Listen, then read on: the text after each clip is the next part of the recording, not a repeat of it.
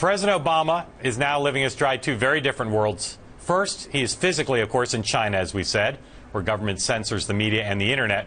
At the same time, he's taking care of business at home, staking out a controversial position in favor of so-called net neutrality, arguing that there should be no gatekeepers to internet access here in the United States.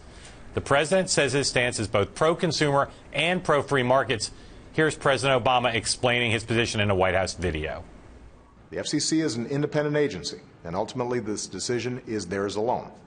But the public has already commented nearly 4 million times, asking the FCC to make sure that consumers, not the cable company, gets to decide which sites they use.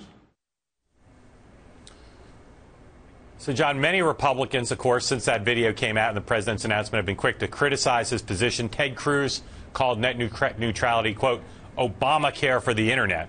So here's my two-part question. One, who is on the right side of public opinion on this one?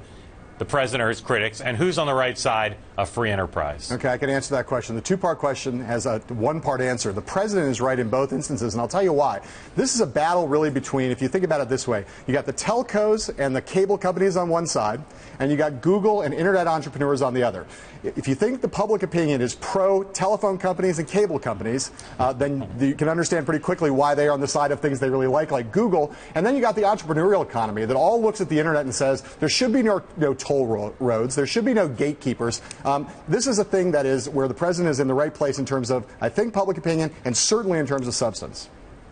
You can argue a lot of these positions either way, and I certainly think the critics of the president on some of the positions he's staked out have something of a point. I do think some of these private companies are would be constrained in what they could do if the president got his way, if the commission rules that way. But there's no doubt that most of the people who oppose the president don't sufficiently appreciate the pro-consumer positions he's taken, and just as likely or just as strong a case as you suggested on pro-free market as his critics are. So I agree with you. The president's got the better of this one, and I think his critics to some extent are criticizing him because it's open season on the president right now. I asked my friend, the venture capitalist Fred Wilson, who's behind a lot of big internet companies, including Twitter and a real free markets here.